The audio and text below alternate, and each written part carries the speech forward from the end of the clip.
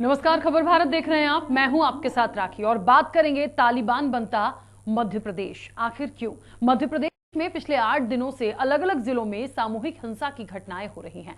इन घटनाओं ने मध्य प्रदेश की कानून व्यवस्था को एक बार फिर सवालों के घेरे में खड़ा कर दिया है। इंदौर में चूड़ी बेचने वाले की पिटाई के बाद देवास में मुस्लिम कबाड़ी से जबरन जय श्री राम के नारे लगवाए। इसके अलावा नीमच में एक आदिवासी युवक को चोरी की शंका के चलते ट्रक से बांधकर घसीटा गया, जिसमें युवक की मौत हो गई। उधर रीवा की बात करें तो रीवा में ट्रांसपोर्ट नगर में बैटरी चोरी के आरोप में भीड़ ने एक युवक की सामूहिक रूप से पिटाई की, जिसका वीडियो भी सोशल मीडिया पर वायरल हो रहा है। दतिया में कांग्रेस के पूर्व जिला अध्यक्ष के बेटे ने शाहदाब नाम के युवक की हत्या कर दी। शाहजहांपुर के मोहन बड़ोदिया थाना क्षेत्र में 2 युवकों को ग्रामीणों ने जूते की माला पहनाकर जमकर पिटाई की। इन तमाम घटनाओं ने मध्य प्रदेश की कानून व्यवस्था की पोल खोलकर रख दी है। ऐसे में सवाल ये उठता है कि मध्य प्रदेश में आखिर तालिबानी सोच क्यों पनप रही है? इन हिंसक घटनाओं के लिए आखिर कौन जिम्मेदार है? कानून व्यवस्था से लोगों को भरोसा क्यों उठता जा रहा है? क्या मध्य प्रदेश के गृह मंत्री नरोत्तम मिश्रा प्रदेश की कानून व्यवस्था को संभालने में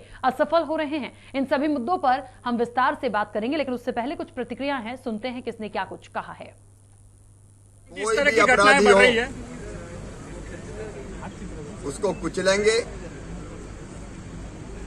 गिरफ्तार लोग हो चुके हैं, कुछ बचे थे, और ऐसी कार्रवाइयां करेंगे कि ऐसी घटना की पुनरावृत्ति के पहले 17 बार सोचें।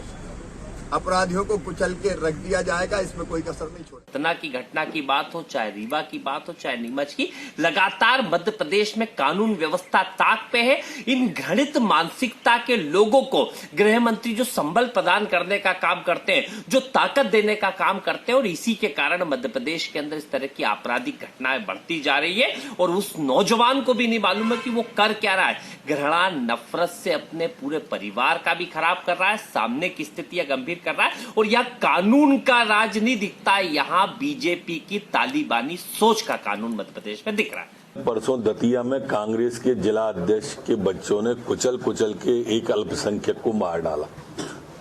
इस पर कमेटी बनाएंगे कमलनाथ जी क्या? ये जो कांग्रेस कुत्सित राजनीति करती है, हम सब उस घटना की निंदा करते हैं जो नीमच में हो चाहे रीवा में हो, लेकिन कांग्रेस इस पे भी रोटी सेकती है, और वो भी मुंह देख देख के। दतिया की घटना पे कमेटी बनाएंगे कमलनाथ जी? पूछो, बताओ, क्या वो अल्पसंख्यक नहीं है जो कुचल कुचल के मारा है पत्थरों से? अब इस तरह जो कांग्रेस राजनीति करती है, मैं निंदा करता हूं इस तरह की राजनीति। कई बार हम लोग उन खबरों पर विश्वास कर लेते हैं जो शायद सच नहीं होती, और सोशल मीडिया पर कई बार भ्रामक जानकारियाँ फैलती हैं, अफवाहें फैलती हैं, और कई बार लोग बिना किसी वेरीफाई किए उसे आगे फॉरवर्ड भी करते रहते हैं। ये एक इम्पॉर्टेंट कारण है कि कई बार अफवाहें फैलती हैं, उसके ऊपर लोग विश्वास कर लेते हैं, और कुछ ऐसी बात पर विश्वास कर लेते हैं जो गलत होती है, और उस वजह से ही कई बार भीड़ जो होती है अनियंत्रित हो जाती है, और उस वजह से इस तरह की हरकतें हो जाती हैं। तो एक तरह से एक मॉब मेंटेलिटी है। तो सुना आपने, पर सवाल यही है कि बढ़ती हिंसा के लिए आखिरकार जिम्मेदार कौन है? कानून का क्या खौफ नहीं है? और यदि ये चीजें हो रही हैं तो इसके लिए मुख्य रूप से जिम्मेदार किसे माना जाए? क्योंकि ये वो घटनाएं हैं जो निश्चित तौर पर कई सवाल खड़े करती हैं, और लगातार इस तरह का घटनाक्रम यदि हो रहा है तो वाकई में ये कहना गलत नहीं होगा कि क्या तालिबान बनता जा रहा है मध्य प्रदेश। हम विस्तार से इस चर्चा को आगे बढ़ाएंगे। कई मेहमान हमारे साथ जुड़े हैं। सबसे पहले आपका परिचय करा देते हैं। आपको बता दें कि कांग्रेस का पक्ष रखने के लिए हमारे साथ फिरोज सिद्दीकी जी जुड़े हैं। फिरोज जी, बहुत स्वागत। चर्चा में जुड़ने के लिए रघुनंदन शर्मा जी हमारे साथ जुड़े हैं, राष्ट्रीय संयोजक हैं बजरंग सेना के। रघुनंदन जी, आपका भी बहुत स्वागत है। और हृदय धारवाड़ जी हमारे साथ जुड़े हैं, जो कि हमारे एडिटर इन चीफ है। हृदय जी, आपका भी बहुत स्वागत है। और आपको बता दें कि आपसे कुछ देर में हमारे साथ बीजेपी नेता धर्मेश चतुर्वेदी भी जुड़ेंगे। चर्चा की शुरुआत मैं सबसे पहले रघुनंदन जी आपसे ही करना चाहूंगी। जिस तरीके से लगातार ये घटनाएं मध्य प्रदेश से आ रही हैं, इंदौर की बात करें, चूड़ी वाले के साथ मारपीट की गई है, रीवा की बात करें, देवास की बात करें, नीमच की बात करें, कहीं आदिवासियों को घसीटा, ट्रक से बांधकर घसीटा गया, बाद में मौत हो जाती है, चूड़ी वाले की पिटाई हो जाती है। इस तरह की जो घटनाएं आ रही हैं, किसी कबाड़ी को विशेष जाति धर्म के आप जबरदस्ती जय श्री राम के नारे लगवा रहे हैं, ये कौन लोग हैं? और इस तरह की घटनाएं जो हो रही हैं, ये क्या इंडिकेट करती हैं, क्या माना जाए, करवाया जा रहा है, हो रहा है, या फिर वाकई में जिस तरह से ये हिंसाएं बढ़ रही हैं ये जानबूझ के एक शांति जो कहते हैं भंग करने की कोशिश ये विशेष वर्ग के लोगों द्वारा किया जा रहा है? बिल्कुल, आपका कहना बिल्कुल सही है। मध्य प्रदेश के हालात दिनों दिन बदलते जा रहे हैं और इसके पीछे तुष्टीकरण की राजनीति। इस देश के राजनेताओं ने सिर्फ तुष्टीकरण की राजनीति की चर्चा की है। यदि कहीं अल्पसंख्यक के साथ छोटी सी भी घटना होती है तो उसको राष्ट्रीय और अंतर्राष्ट्रीय मीडिया में बहुत बड़ा स्थान मिलता है और देश के तमाम राजनीतिक मैदान में आ जाते हैं, उस घटना को प्रयास करते हैं जैसे कोई बहुत बड़ी घटना हो गई है जिससे एक समाज विशेष या समुदाय विशेष जीवन खतरे में पड़ गया है। जबकि वास्तविक अब आप बताइए, जिस इंदौर की हम चर्चा भी आप कर रहे हैं किसी बाजार की, उसी इंदौर में दो छोटी बच्ची अपनी चाचा के साथ मुंबई बाजार में जाती हैं और वहां पर अल्पसंख्यक घटना होती है भी पूरे प्रदेश और देश में देखा है। और उन युवकों के द्वारा सरेआम उन कन्याओं को, लड़कियों को उठाकर ले जाने का प्रयास होता है, प्रशासन पर पत्थरबाजी होती है। तो तमाम बजरंग सेना सहित हिंदू संगठन थे जो इस घटना के विरोध में मैदान में आए और इसका परिणाम हुआ कि प्रदेश की सरकार एक्टिव हुई। प्रदेश की सरकार को भी जागना चाहिए, सोने से काम नहीं चलेगा।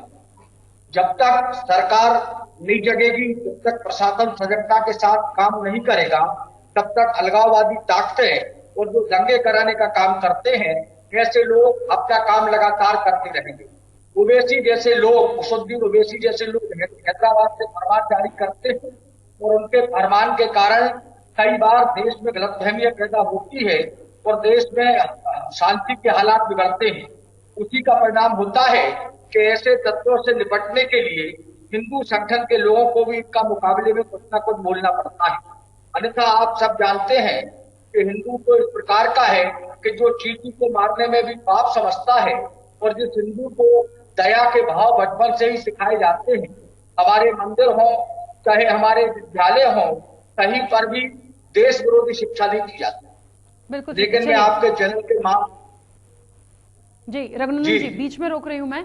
देखिए एक बात बहुत स्पष्ट है यहाँ पर कि किसी विशेष वर्ग के साथ तो ऐसा नहीं हुआ, लेकिन तमाम जगह से जो घटनाएं आई हैं वो सवाल इसलिए भी खड़े कर रही हैं कि आखिरकार ये क्यों हो रहा है। आप किसी आदिवासी को कैसे घसीट सकते हैं, आप किसी से जबरदस्ती जय श्री राम के नारे कैसे लगवा सकते हैं, आप किसी चूड़ी वाले की पिटाई कैसे कर सकते हैं, आप किसी को राह चलते किसी भी महिला, बच्ची या कन्या को कैसे उठाने का प्रयास कर सकते। ये तमाम चीजें दिखा रही हैं कि या तो जानबूझकर किया जा रहा है। मैं बार बार इस बात को फोकस कर रही हूं, यहां पर बात विशेष जाति धर्म की नहीं हो रही है, घटनाओं की हो रही है कि वो ये कौन लोग हैं जो इस तरह की घटनाओं में लिप्त हैं या ऐसा करके माहौल खराब करने की कोशिश करते हो, वो किसी भी वर्ग के हों, लेकिन ये हमारे समाज के लिए और बिल्कुल भी अच्छा नहीं है। हमारे साथ इस पूरी चर्चा में धर्मेश जी भी जुड़ गए। धर्मेश जी बहुत स्वागत आपका भी चर्चा में जुड़ने के लिए। और अगला सवाल मेरा फिरोज जी से रहेगा। फिरोज जी, ये पूरे घटनाक्रम जो अलग अलग जगह से आए हैं,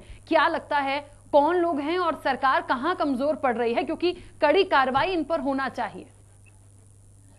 देखिए राखी जी, ये पूरी की पूरी जितनी भी बातें हैं, ये पूरी तरह जो कानून व्यवस्था है मध्य प्रदेश की वो ध्वस्त हो गई है और ध्वस्त हो गई है। कुछ रेडिकल एलिमेंट्स हैं जिन्होंने अपने हाथ में ये कानून व्यवस्था ले ली है। मैं पूछना चाहता हूं उनसे, रघुनंदन जी बहुत बड़ी बड़ी बातें कर रहे हैं, आपको किसने अधिकार दिया कि आप किसी को मारेंगे?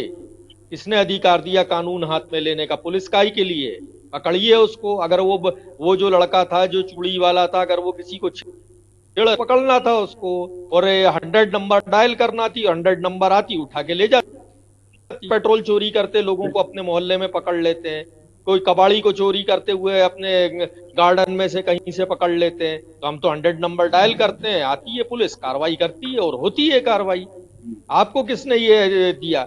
राखी जी, इसको समझना पड़ेगा। 2014 से ये घटनाएं जो हैं देश में निरंतर होती जा रही हैं और इसलिए हो रही हैं कि आप देखिए, इंस्पेक्टर बलराम सिंह को मारा गया भीड़ ने इकट्ठा करके, और इकट्ठा करके मारा गया। उसका वो जो आरोपी था, उसके जो आरोपी थे वो जेल में थे। जब वो जमानत पे छूट के आए तो लोगों ने उसका बाहर स्वागत किया और गलों हार डाले उसके और जय श्री राम के नारे लगाए। फिर अखलाक के मामले में यह हुआ कि जब लोग आए वो आरोपी छूटे तो भारत सरकार के केंद्रीय मंत्री मनोज सिन्हा जाके उनके गले में हार डालते हैं और उनका स्वागत करते हैं जेल के बाहर। आज जो मध्य प्रदेश में हुआ, आप देख रही थी कि किस तरीके से सरकार जो है वो अपराधियों का बचाव करती हुई नजर आई। फिर कन्हैया भील के मामले में देखिए कि कन्हैया भील के मामले में जो सकलेचा जी जो मंत्री थे वो वहां प्रोटोकॉल तोड़ के पहुंचे, उन्होंने 302 कन्वर्ट कराए, यानी गैर इरादत मामले में और गैर इरादत हत्या के मामले में जब मीडिया में ये सब चीजें वायरल हो गई और वीडियो वायरल हुए और लोगों का दबाव पड़ा तो फिर जाके वापस वो 302 में लगी। क्या रहा है ये आप देखिए ना कि क्या ये कैसे हो रहा है, ये सारी घटनाएं हो कैसे रही हैं, लोगों के इतने हौसले कैसे बुलंद है। हम ये कहते हैं अगर मान लीजिए उस चूड़ी वाले ने किसी को छेड़ा था तो आप कानून है, कानून काम करता है, बाकायदा करता है, उसके खिलाफ मुकदमा कायम हो जाना चाहिए। अब 24 घंटे बाद जब आपके खिलाफ 12:30 बजे रात को कायमी हो गई तो आप 24 घंटे बाद चले आ रहे हैं, कह रहे हैं साहब ये देखो इसने तो छेड़ा था और ऐसा किया था और वैसा किया था, तो ये बात क्या मानने योग्य है? कोई भी नहीं मानेगा इस बात को, अदालत भी नहीं मानेगी इस बात को।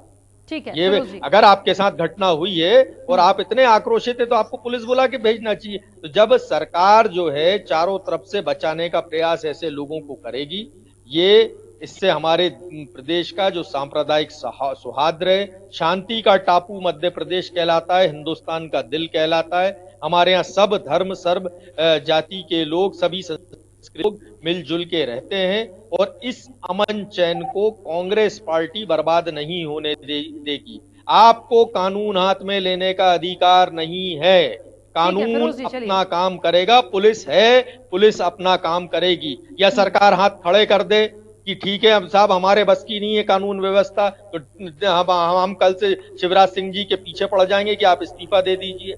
ठीक है, चलिए फिरोज जी, ऐसा नहीं चलेगा। ये इस बात को तो कोई मानेगा नहीं कि आप कानून हाथ में लेंगे। जिम्मेदार किसे माने, क्योंकि जो लोग कर रहे हैं वो तो हैं ही, उनको तो सजा होनी चाहिए, लेकिन वाकई में बड़ी बात सरकार की भी जिम्मेदारी है कि ये घटनाएं लगातार क्यों हो रही हैं। देखिए, घटनाएं होती हैं और जब जानकारी सरकार के जिम्मेदार लोगों के पास जानकारी आती है तो उसमें बड़ी सख्त कार्रवाई होती है। अभी 2-3 घटनाओं का जिक्र आदरणीय सिद्दीकी जी ने किया, मैं उसी परिप्रेक्ष्य में बोलना चाहूँगा। जैसे ये नीमच वाली घटना हुई, तो नीमच वाली घटना में सरकार ने बहुत ही कड़ा संदेश दिया और ऐसे तत्वों को जिन्होंने वो घटना की उनके घर जमींदोज किए गए, उनके ऊपर कड़ी कार्रवाई की गई और कड़ी धाराओं में उनको जेल भेजने का काम किया गया।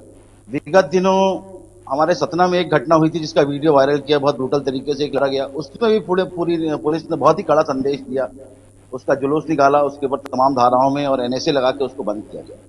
और नरोत्तम मिश्रा जी बहुत ही जिम्मेदार गृह मंत्री हैं और बहुत अच्छा पुलिस प्रशासन चल रहा है।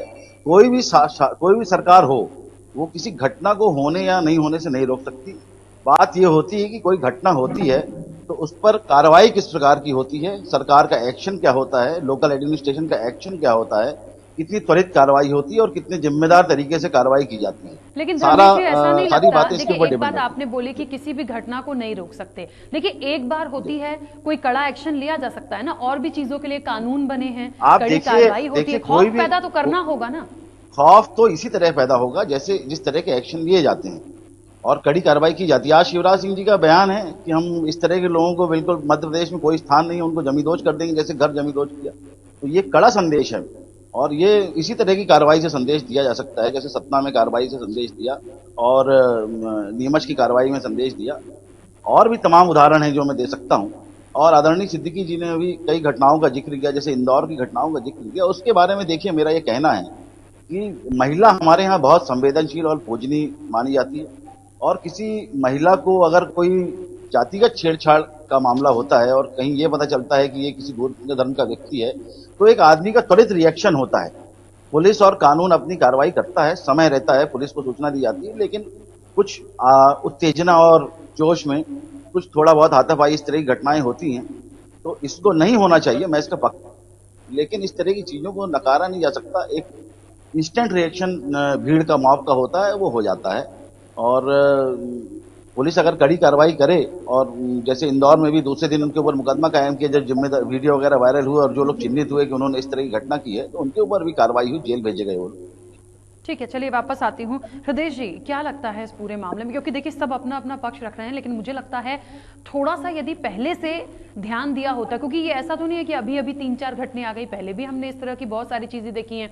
मॉब लिंचिंग की घटनाओं से भी जोड़कर हम बात करें, बहुत सारे ऐसे केसेस हमने देखे, लेकिन हुआ क्या है आज तक? कोई ऐसी बड़ा कोई कानून बन गया या ऐसी कोई कार्रवाई हो गई जिसके बाद इस तरह के लोगों में खौफ पैदा हो? और अभी भी क्या हो रहा है? बिल्कुल, जिस तरीके से पिछले 8 दिन में लगातार एक के बाद एक घटनाएं सामने आई, बड़ी शर्मनाक घटना है, बड़ी दुर्भाग्यपूर्ण घटना है कि मध्य प्रदेश शांति के टापू रहा है। यहाँ पे इस तरह की घटनाओं को कभी भी हमने बर्दाश्त नहीं किया, लेकिन इस तरीके से घटनाओं का आना, इंदौर में चूड़ी वाली की पिटाई, फिर नीमच में ट्रक से घसीट के व्यक्ति की मौत कर देना, रीवा में मारपीट करना, ये घटनाएं जो आती कहीं ना कहीं कानून व्यवस्था की पोल खोल रही है। हमारी कानून व्यवस्था कहीं ना कहीं चौपट हो चुकी है। जैसे सिद्दीकी जी ने कहा कि गृह मंत्री का जवाब था कि यदि कोई व्यक्ति मिला इंदौर में चूड़ी बेचने वाला था, यदि उसके पास 2 आधार कार्ड मिले तो क्या है, आधार कार्ड मिले आरोपी था आज, लेकिन आरोपी के लिए कानून है, संविधान है। आप शिकायत करते, थाने बंद कराते, लेकिन पब्लिक को ये अधिकार किसने दिया कि मारपीट करे? पब्लिक मारपीट करेगी तो स्वाभाविक रूप से लोग प्रोत्साहित होते हैं और आगे होता है। और जो लोग भी भारत की सामाजिक व्यवस्था इस तरह की है, उनके पीछे कहीं राजनीतिक महिला से शारीरिक रूप से छेड़छाड़ नहीं की जानी चाहिए, जिसके बलबूते पर इस तरह की घटनाओं जब पकड़ के उसको है ना पुलिस को हवाले किया जाता है। कभी नहीं देखा हमने कि भीड़ ने मारा और भगा दिया, फिर वहां पर ऐसा कभी देखा आपने? मारपीट शुरू कर दी, रीवा में मारपीट शुरू कर दी। तो इस तरह की घटनाओं को अंजाम देने के पीछे की मंशा क्या है, क्यों आखिर घटनाएं घटित हो रही हैं, इसके पीछे जाना पड़ेगा। क्योंकि तालिबानी सजा, एक तरह की तालिबान की हम बुराई करते हैं, बात करते हैं, वहां पे कानून नहीं है, लोकतंत्र नहीं है, संविधान नहीं है, वहां पे सिर्फ डंडे के दम पर आप चीजें कर सकते हो। वहां पे आतंक का नंगा नाच होता है, तो वही आतंक का नंगा नाच अब मध्य प्रदेश की धरती पर खेला जा रहा है। तो ये कहीं ना कहीं हमारे लिए भी सोचने का विषय है कि आखिर इस तरह की घटनाओं पर कैसे लगाम लगे। इस पर शासन को, प्रशासन को सख्ती से कार्रवाई करने की आवश्यकता है, जो कहीं ना कहीं नहीं होती है। लोग इतने दहशत मुक्त कैसे हो गए कि वे सरेआम मारपीट कर रहे हैं और वीडियो बनाकर जारी कर रहे हैं? ये कहीं ना कहीं वाकई बेहद चिंता का विषय है। मुझे लगता है कि मध्य प्रदेश के अंदर जो कानून व्यवस्था कहीं ना कहीं पूरी तरीके से फेल हो चुकी है। बिल्कुल रघुनंदन जी, एक बात है यहाँ पर, देखिए हम बार बार कह रहे हैं कि कानून व्यवस्था है, यदि कानून तो निश्चित तौर पर कोई भी घटना होती है तो हमें 100 डायल करना चाहिए, पुलिस को बुलाना चाहिए। लेकिन ये जो चीजें हो रही हैं, ये ऐसा नहीं लगता कि सब प्री प्लान्ड है या किसी को ऐसा ही करना है? इस तरह के कुछ तत्व हैं हमारे समाज में जो ऐसा करना ही चाहते हैं। तो इन लोगों के लिए कोई ऐसा कड़ा कानून बना दिया जाए ताकि इस तरह की घटनाएं ना हो, क्योंकि मुझे नहीं लगता कानून का कोई खौफ है। यदि कानून का खौफ होता तो वो इस तरह की घटनाएं नहीं करते। और ये बहुत साफ बात है कि किसी को भी, किसी भी वर्ग को, किसी भी जाति वर्ग को, किसी भी व्यक्ति को इस तरह से मारपीट करने का, किसी की जान लेने का कोई अधिकार नहीं है। तो आप ऐसा कैसे कर सकते हैं? कानून अपने हाथ में नहीं लेना है। और यदि सरकार तक ये तमाम चीजें हैं या कानून व्यवस्था की तरफ से, जिस तरह से नरोत्तम मिश्रा जी ने कहा कि हम करेंगे कार्रवाई, हम कर रहे, कब करेंगे? कुछ ऐसा करिए ना कि ये तमाम चीजें रुकें।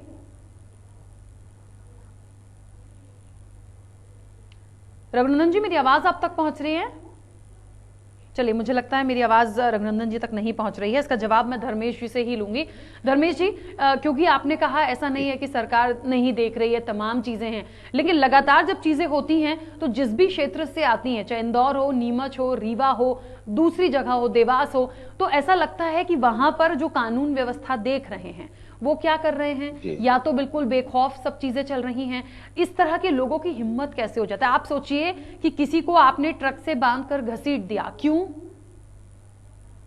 भाई? उसके पीछे की वजह, यदि उसने बड़ी से बड़ी गलती भी करी है तो कानून सजा देगा, आप शिकायत कर सकते हैं। इस तरह की हरकत क्यों हो रही है? महिलाओं के साथ छेड़छाड़ कैसे हो जाती है? और इतनी चीजें जो सामने आई, चूड़ी वाला, वो जिस तरह से हृदय जी ने भी कहा कि कोई भी चीज थी उसके पास या वो बड़ा अपराधी था, आप कानून को फोन करिए, पुलिस को फोन करिए, वहां तक चीजें ले जाइए। आप खुद ये सब चीजें करके कैसे कर रहे हैं? और किसी परिवार की, मैं कह रही हूं अपराधी हो या कोई भी व्यक्ति हो, उसकी तो जान चली गई, फिर?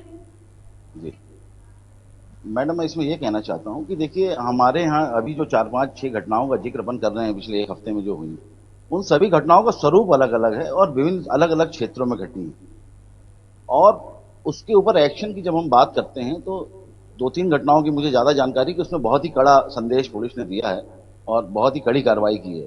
अब जैसे हम लोग अपनी सामाजिक व्यवस्था की, मैंने बीच में अभी टिप्पणी की कि हमारी सामाजिक व्यवस्था ऐसी है कि अगर कोई सार्वजनिक स्थान पे किसी महिला से छेड़छाड़ करे तो वहां पे अगर कोई 4-6 सभ्य लोग खड़े हैं तो वो उसको रोकेंगे। और ऐसी घटनाओं में देखिए कुछ 2-4 हाथापाई हो जाना बड़ी सामान्य सी बात है, और मैं इसका समर्थक नहीं हूं। मैं मॉब लिंचिंग वाली बात में मैं आपसे ये कहना चाहता हूं कि हमारे यहाँ एक जहां समझदार लोगों का समाज और वर्ग रहता है वहां पे कभी मॉब लिंचिंग जैसी घटनाएं नहीं होती। मॉब लिंचिंग एक अनियंत्रित भीड़ को कुछ 1-2 लोग, आपराधिक प्रवृत्ति के लोग किसी एक दिशा में उत्तेजित करके अगर डायरेक्ट कर देते हैं और वो किसी घटना को अंजाम दे देते हैं, उसको हम मॉब लिंचिंग बोलते हैं। इसके लिए निश्चित ही कोई कड़ा कानून बनना चाहिए, और ये कोई किसी एक जाति धर्म की बात नहीं है। हर समाज में मॉब लिंचिंग की घटनाएं होती हैं, और इस तरह की अगर कोई घटना इसकी पुनरावृत्ति ना हो, इसके लिए बिल्कुल कड़े कानून की मांग हम भी करते हैं और बनने चाहिए मॉब लिंचिंग के लिए। और इसकी चर्चा है देश में, मॉब लिंचिंग पिछले कुछ दिनों में कई बार देखने में आई, तो इसमें बड़ा संदेश देना चाहिए सरकार को, कानून बनाना चाहिए। फिरोज जी कितना सहमत है इन तमाम बातों से? क्योंकि देखिए अभी निश्चित तौर से जिसकी सरकार होगी उसकी जिम्मेदारी होती है कानून व्यवस्था को दुरुस्त किया जाना चाहिए, पर ऐसा हो नहीं रहा। और अब मैं तो वही बार बार कह रही हूँ कि ये जो घटना घट गई, किसको जिम्मेदार माने, किसकी जिम्मेदारी थी? इन्हें आप पकड़ेंगे, सजा देंगे, क्या होगा आगे? लेकिन जो व्यक्ति चला गया, जो अब इस दुनिया में ही नहीं है, उसके परिवार के बारे में भी सोचिए। और आप जो संदेश दे रहे हैं इस तरह की हरकत करके, उसके बाद यदि कड़ी कार्रवाई नहीं हो पाती है तो और बढ़ेंगी ये चीजें। क्योंकि मैंने कहा ना, खौफ पैदा करना होगा, बिना खौफ के मैडम मैं बीच में 2 सेकंड इंटरप्ट कर रहा हूँ। अभी आदरणीय सिद्दीकी जी ने इसको पार्टी से बांधने की कोशिश की, तो महाराष्ट्र में कांग्रेस की गवर्नमेंट है, पालघर की घटना हुई, वहां साधुओं की हत्या कर दी गई, भीड़, अनियंत्रित भीड़ ने की। शराब पिए हुए लोग थे, 200-300 लोग हैं, उनको ये भी नहीं समझ में आया कि ये साधु हैं और किसी तीर्थ स्थान की ओर जा रहे हैं, गाड़ी रोक के छोटी सी घटना को बहुत बड़ी घटना मार दिया वहां 3 लोगों। तो ये आप किसी पार्टी या किसी जाति विशेष से जोड़कर नहीं देख सकते। भीड़ की कोई जाति नहीं होती, भीड़ का कोई स्वरूप नहीं होता।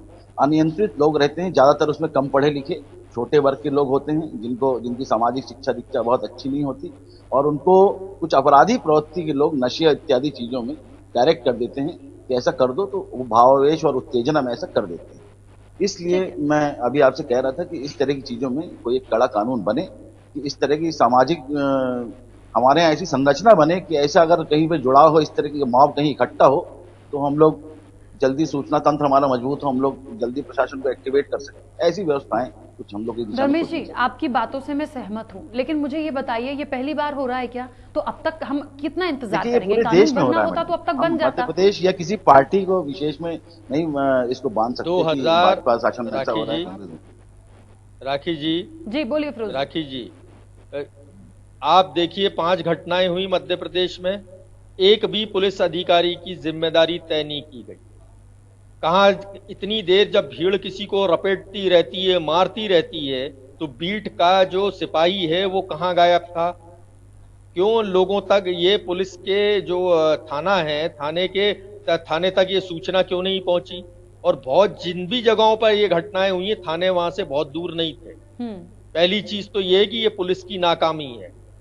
दूसरी बात यह है कि जो धर्मेश भाई कह रहे हैं, पहले दिग्विजय सिंह जी ने एक सामूहिक जुर्माने का और सामूहिक दंड देने का कानून बनाया था। उमा भारती जी ने उस कानून को खत्म कर दिया और जितने लोगों के ऊपर जुर्माने लगे थे उन सबके जुर्माने भी माफ कर दिए। ये नहीं हो सकता कि अगर भीड़ है तो भीड़ जो है किसी की संपत्ति को नुकसान पहुंचा देगी, किसी की जान को नुकसान पहुंचा देगी।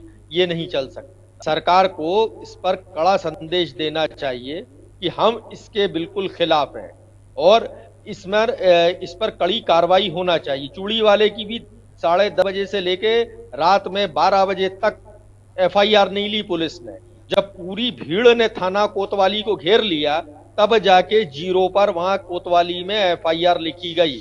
वो कोई बाणगंगा थाना है इंदौर का, वो वहां का ये मामला था। उसके बाद ये घटना हुई है। तो ऐसा जो है, जो इस तरीके से अगर कोई चीज होती रहेगी और अगर हम भारतीय जो हैं, हम भारतीयों ने एक सभ्य समाज की रचना की है, कोई कितना भी बड़ा मुल्जिम क्यों ना हो, हम उसको उसका पक्ष रखने का मौका देते हैं, पूरा पक्ष रखने का मौका देते हैं। लोअर कोर्ट से लेके वो सुप्रीम कोर्ट, और सुप्रीम कोर्ट के बाद भी वो दया याचिका लगाता है। ठीक है, तो हमको और सरकार को पहले सोचना चाहिए। और अब अगर ये घटनाएं और आगे बढ़ेंगी तो कांग्रेस तो चुप रहने वाली नहीं है, फिर अब कांग्रेस सड़कों पर आ जाएगी। बिल्कुल ठीक है। हृदय जी अपनी बात रखिएगा। देखिए एक बात है, अभी इसका समाधान क्या हो सकता है, दो बातें हैं। एक तो ये कि यदि कानून बनाने की बात हो रही है कि जैसे धर्मेश जी ने भी कहा कड़ा कानून बनना चाहिए, तो ये तो लगातार घटनाएं हुई हैं। अभी हाल ही में लगातार एक हफ्ते की बात करें तो कंटिन्यूसली सब चीजें सामने आई हैं। लेकिन ऐसा नहीं है कि घटना पहली बार हुई है, ऐसा पिछली बार भी कई बार हो चुका है। तो कानून तो मुझे लगता है अब तक बन जाना था। देखिए बिल्कुल जिस तरह की घटनाएं सामने आ रही हैं, जिन लोगों ने कानून अपने हाथ में लिया उनके खिलाफ सख्त कार्रवाई होनी चाहिए। जैसे कि राजधानी के अंदर एक वाक्य हुआ, कोविड काल के बाद लोग परेशान हैं, आर्थिक तंगी से जूझ रहे हैं, लोगों का रोजगार नहीं है, परेशान है, तो फ्रस्ट्रेशन कहीं ना कहीं आदमी निकाल रहा है। एक इंजीनियरिंग के छात्र ने यहाँ पर एक कांस्टेबल जो ड्यूटी में खड़ा था, जिसने गाड़ी उठाकर थाने में बंद कर दी थी, उसको गोली चाकू मार देता घर से जाकर।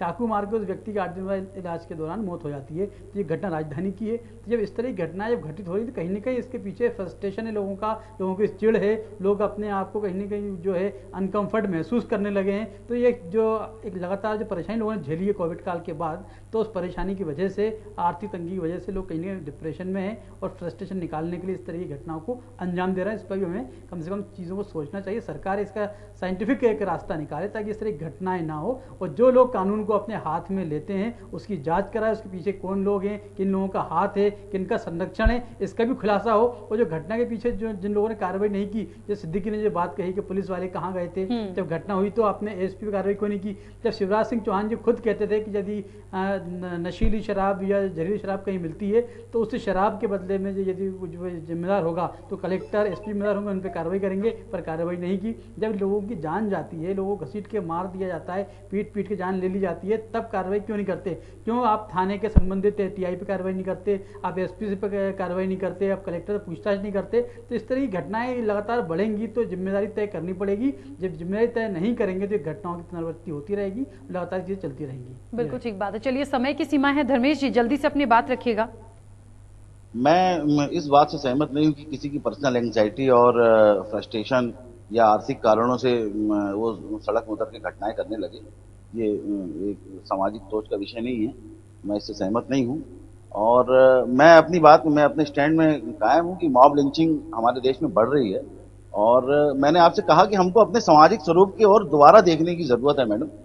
जो हमारा कम पढ़ा लिखा समाज है, राजधानी के अंदर ही घटना है, एक इंजीनियरिंग के छात्र था वो जो एमपी नगर पहुंचा, नहीं वो घटना ठीक है, गाड़ी उसको वहां नहीं मिली, जब गाड़ी वो मान रहा हूँ मैं, विनती की, घटना की जानकारी है मुझे, पुलिस वाले नहीं माने, तब वो गुस्से में जाके घर किसी की पर्सनल एंजाइटी, पर्सनल फ्रस्ट्रेशन, उसके बाद सब्जी काटने चाकू से हमला कर दिया, जिसके 8 दिन बाद उसकी अपराध किया ना, ये घटना राजधानी के अंदर उसके ऊपर कार्रवाई। लेकिन अगर हम उसको ये कहें कि वो पर्सनल एंजाइटी में था, फ्रस्ट्रेशन में था, डिप्रेशन में था, इसलिए उसने पुलिस को चाकू मार दिया, हालात निर्मित की जा रहा है इस तरीके से, जस्टिफाई नहीं कर सकते। ये इसको कोई जस्टिफाई नहीं करेगा, ये जस्टिफिकेशन सही नहीं है कानून की दृष्टि से। अपराध करेगा तो कानून उसको सजा देगा, उसके पर्सनल रीजन कुछ भी हो सकते हैं।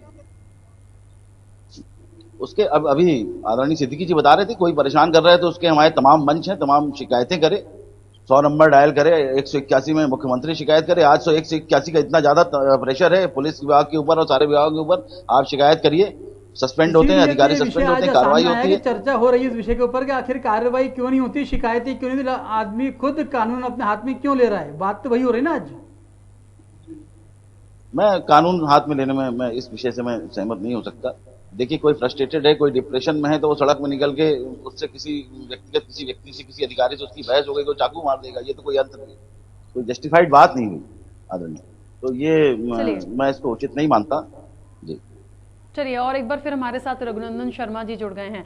रघुनंदन जी, पूरी चर्चा का सार देखिए ये निकल रहा है कि एक तो कड़ा कानून बन जाए, दूसरी चीज इस तरह की घटनाएं ना हो, ये कानून व्यवस्था के साथ साथ सरकार भी इसकी जिम्मेदारी ले, जिसकी सरकार है उससे बहुत उम्मीदें होती हैं, लेकिन क्या कानून बन जाने से खौफ पैदा होगा?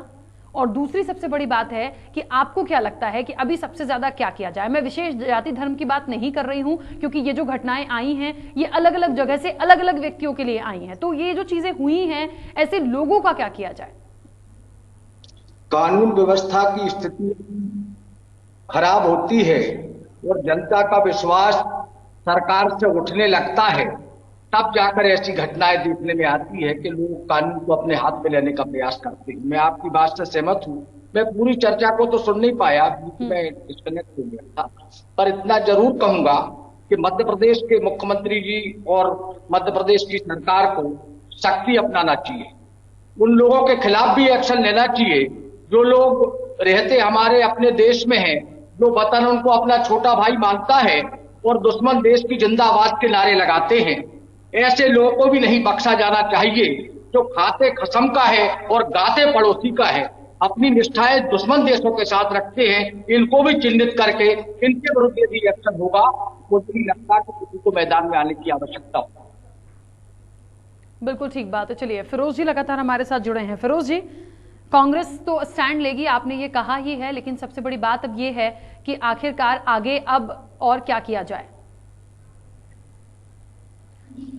चलिए, फिरोज जी से हमारा संपर्क नहीं हो पा रहा है। हृदय जी, क्या लगता है? अब मुझे लगता है इस पूरी चर्चा में 2-3 बातें मुख्य रूप से सामने आई हैं कि कानून बन जाए और ऐसे लोगों को भी चिन्हित किया जाए। रघुनंदन जी ने कहा कि जो लोग यहाँ रहते हैं लेकिन राग अलापते हैं दूसरे जगह के लोगों का, तो ये एक बात है कि हाँ, बिल्कुल होनी चाहिए कार्रवाई। लेकिन मुझे लगता है सबसे पहले कानून व्यवस्था इतनी मजबूत हो जाए कि यदि कहीं कोई घटना हो रही है, किसी ने शिकायत की है या जैसे तैसे पुलिस तक पहुंची है, तो वहां का एक सिपाही आके पहले तो इन चीजों को देखे, समझे, जिसकी गलती है उसे लेकर जाए। यहां तो लोग ही आपस में एक दूसरे को मार काट दे रहे हैं और पता ही नहीं चल रहा क्यों मार दिया, किस वजह से मार दिया। जब उसकी मौत हो जाती है तब पुलिस की तरफ से बयान आता है या वो खुद कहते हैं कि अरे इन्होंने छेड़ दिया था, अरे इनके पास 2 आधार कार्ड थे, अरे इनकी जो स्थिति थी वो संदिग्ध थी। तो ये जब चीजें जो आ रही हैं, ये पुलिस का काम है, ये किसी व्यक्ति विशेष का काम नहीं है, लेकिन फिर भी हो रहा है।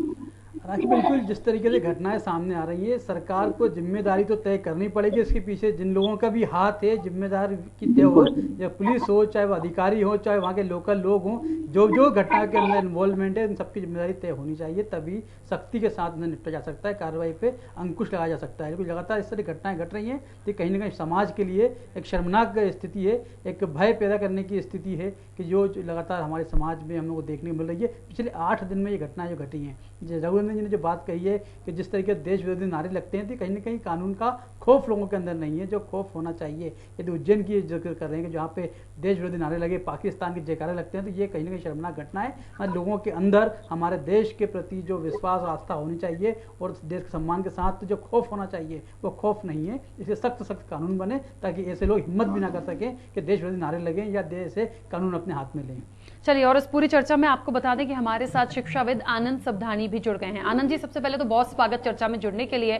और चर्चा चल रही है मध्य प्रदेश में लगातार कुछ दिनों की हम बात करें तो एक के बाद एक ऐसी घटनाएं सामने आई हैं जो बहुत सारे संदेश देती हैं कि आप क्योंकि शिक्षाविद हैं तो मैं उसी से थोड़ा जोड़कर ही बात करूंगी कि ऐसे लोग सिर्फ हिंसा पैदा करना चाहते हैं, पढ़े लिखे नहीं हैं, समझना नहीं चाहते, यही करना चाहते हैं, या इनको कानून का खौफ नहीं है क्योंकि किसी को ट्रक से घसीट देना, किसी चूड़ी वाले की पिटाई करना, किसी से जबरदस्ती जय श्री राम के नारे लगवाना, ये क्या मैसेज जा रहा है समाज में? ये तो मैंने नोटिस किया है और ये शायद आपको ही मालूम है कि ये घटना पहली बार नहीं है। आज हम भले डिबेट कर रहे हैं इन मुद्दों पर, इससे ये अभी करंट के मुद्दे हैं। जो 2-3 मुद्दे हम थे रीवा में अपना वहाँ वाले को हम देखें तो धार्मिक, अगर हम इसके अलावा नीमच की घटना देखें तो युवक को जो है ट्रक से ये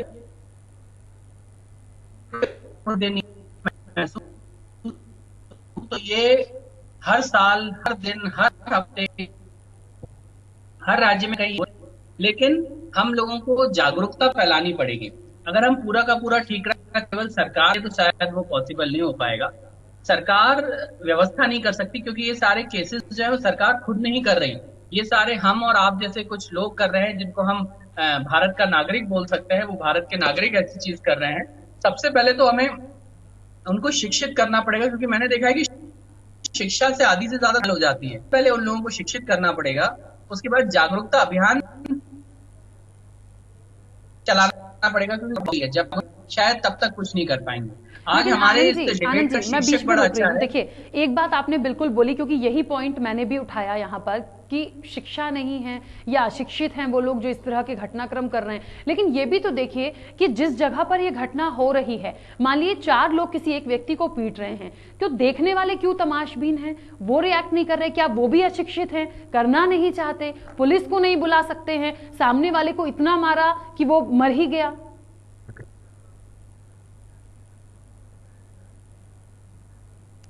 बात आपने बिल्कुल सही बोली कि भाई वाले से ज्यादा बड़ा गुनहगार वो होता है जो गुनाह देख रहा हो और उसको देखने के बावजूद भी वो कुछ नहीं कर रहा। बहुत बड़ी घटना है कि अगर हमारे यहाँ आसपास कुछ हो रहा है और हम केवल बुरा मत सुनो, बुरा मत देखो, बुरा मत कहो, सुन के हम अपने आंख कान नाक सब बंद कर लेंगे तो शायद ये जरूरी नहीं है कि हमारा देश तरक्की करे, हमारा प्रदेश तरक्की करे। इन सारी चीजों से अगर हमें जूझना है तो हमें हर चीज का विरोध करना सीखना पड़ेगा, हर चीज का सामना करना सीखना पड़ेगा। आज हमारे इस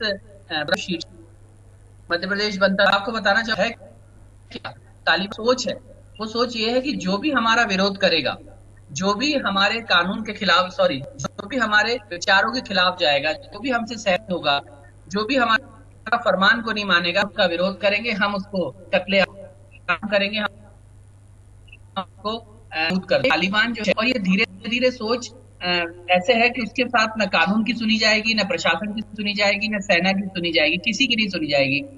ऐसा लग रहा है, मैं पूरी तरह से तो सहमत नहीं हूँ, लेकिन कहीं ना कहीं मध्य प्रदेश में भी हर कोई यही कर रहा है कि जो हमारी सोच से सहमत नहीं है उस पर हम खुद हमला करेंगे, हमें कानून की जरूरत नहीं है, की जरूरत नहीं है, प्रशासन की जरूरत नहीं है। कहीं ना कहीं ये जो सोच है ये कहीं ना कहीं तालिबानी सोच है। मैं तो तालिबान का घोर विरोधी रहा हूँ, लेकिन देखने वाली बात है कि आज अगर हम मध्य प्रदेश की बात करें तो मध्य प्रदेश में ऐसी बहुत सारी जगह है जहाँ धर्म को लेकर लोग राजनीति कर रहे हैं। आज राजनीति का धर्म कोई नहीं निभा रहा, लेकिन धर्म की राजनीति सब कर रहे हैं। सारे बड़े पदों पर आसीन जो लोग हैं वो एक धर्म को पकड़ लेते हैं और उनको लगता है कि यही धर्म जो है हमें वोट भी दिलाएगा, यही धर्म जो है हमारा देश भी चलाएगा। तो वो क्या करते हैं, अपने धर्म को जब भी वो सत्ता में आते हैं तो अपने धर्म को अपनाने के लिए दूसरे धर्मों पर प्रेशर बनाते हैं। यहीं से ये तालिबानी सोच की शुरुआत होती है जो हमारे लिए खतरनाक है। ये देश हमारा है। वो नेता ये शायद भूल जाते हैं कि वो तो बड़े बड़े बंगलों में पुलिस की सिक्योरिटी में रहते हैं, लेकिन वो अपने चलाए हुए जो मैसेजेस है, जो सोशल मीडिया अगर आप खोल के देखेंगे तो इन सारी चीजों से पटे पड़े हैं कि दो धर्म के लोग, दो समाज के लोग एक दूसरे को मारने काटने जैसे मैसेजेस करते हैं। जनता को सोचना चाहिए कि जो ये मैसेज चलवा रहे हैं बड़े बड़े नेता लोग, वो तो बड़े बड़े बंगलों में हैं, पुलिस की सिक्योरिटी में है, उनको जेड सिक्योरिटी भी मिली हुई है, लेकिन हम लोग जो उनके साथ दिन भर रहते हैं, हम लोगों के साथ क्या होगा, आगे चल के दुर्व्यवहार होगा, इसको रोकने का हमें पूरा का पूरा प्रयत्न करना चाहिए। साथ ही साथ मैं ऐसे लोग जो धर्म की राजनीति करते हैं, मैं उनसे भी बोलना चाहूंगा कि यहाँ पर ये सारी चीजें हमें बंद करनी चाहिए। हमें दूसरे समाज और जाति के लोगों का भी सम्मान करना चाहिए, क्योंकि ये देवता में एकता का देश है। ये प्रदेश वो है जो गंगा जमनी तहजीब वाला प्रदेश है। हमें इस चीज को मेंटेन करना पड़ेगा। लेकिन आजकल मैं देख रहा हूँ कि लोग धर्म विशेष के अनुयायी ज्यादा हो गए और एक धर्म विशेष के विरोधी ज्यादा हो गए। मैं तो कह रहा हूँ हर धर्म का सम्मान करना चाहिए, भले वो हिंदू हो, ईसाई हो। लोग कहते हैं कि एक धर्म अगर ज्यादा बढ़ जाएगा हमारे देश में, उसकी आबादी बढ़ जाएगी, तो वो शायद दूसरे धर्म विशेष को जिससे हम लोग बिलोंग करते हैं उस पर हमला करेगा। अगर ऐसा है तो तालिबान में क्या हो रहा है?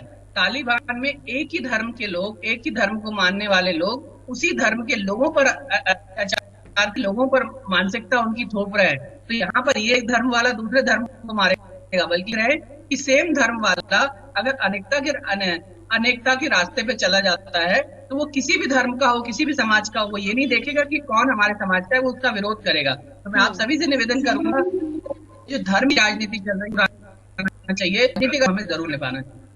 बिल्कुल ठीक बात है। तो देखिए एक बात तो है, मुझे लगता है चलते चलते धर्मेश जी एक बार फिर आप ही के पास आऊंगी मैं, क्योंकि समय की सीमा भी है। सरकार से बहुत सारी उम्मीदें हैं, शिक्षा की बात भी हो गई है, लेकिन मैं फिर वही कह रही हूं कि जो लोग मार रहे हैं या जो लोग इस तरह की घटना में लिप्त हैं वो असामाजिक तत्व हो सकते हैं, वो मैं ये भी मान लेती हूँ चलिए अशिक्षित होंगे, लेकिन जो आसपास के लोग हैं क्या वो भी अशिक्षित हैं? बहुत सारी चीजें हैं। हम एक समाज में हैं, हमें उस तरह से अपनी सोच को डेवलप करना होगा, समझना होगा। कानून का खौफ ऐसे लोगों में बहुत ज़्यादा ज़रूरी है। उस कानून की व्यवस्था को बहुत ज़्यादा स्ट्रॉन्ग बनाना होगा कि नहीं, यदि आज हम किसी के साथ ऐसा करते हैं तो पुलिस आएगी, हमें लेकर जाएगी, तमाम चीज़ें होंगी, हमें बड़ी सज़ा हो सकती है। ये बहुत ज़रूरी है और जब तक ये नहीं होगा निश्चित तौर पर सरकार पर सवाल आएंगे, क्योंकि कानून की व्यवस्था कौन देख रहा है? सरकार की जिम्मेदारी है कि वो इन तमाम चीज़ों को गंभीरता से ले। जहां जहां की ये घटनाएं हैं वहां के जो भी जिम्मेदार अधिकारी हैं उनको निश्चित तौर पर उनकी एक क्लास होनी चाहिए कि आखिर आपके क्षेत्र में, आपकी जगह पर ये घटनाएं कैसे हो गई। मैडम बिल्कुल क्लास होती है और हमने कड़ा संदेश, जो बिल्कुल मैं आपकी बात से सहमत हूँ कि इस तरह की घटनाओं में बहुत ही कड़ा संदेश देना चाहिए, और कड़ा संदेश दिया भी गया। अभी हम लोग कुछ सामाजिक संरचना की बात कर रहे थे, लास्ट में जो विषय मैंने अभी 10 मिनट पहले उठाया था वही बात सामने आई कि शिक्षित करने और जागरूकता फैलाने की जरूरत है। आदरणीय हमारे बंधु अभी बता रहे थे कि हमको सहिष्णु, हम समाज में रहे हैं और एक समाज, एक धर्म कोई ज्यादा बढ़ जाएगा, तो इस बारे में मैं कहना चाहता हूं कि हमको सारे पक्षों को टटोल के देखना चाहिए।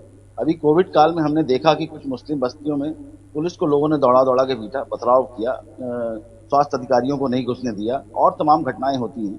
इंदौर वाली घटना में ही ले लीजिए, चलिए चोड़ी वाला एक लड़का, किसी एक वर्ग विशेष ने उसकी पिटाई की, तो मुस्लिम वर्ग के 2000 लोगों को जाकर के वहां पे हल्ला करने की और नारे लगाने की क्या जरूरत थी? कुछ जिम्मेदार लोग जाते और मुकदमा कायम कराते, अपनी बात रखते।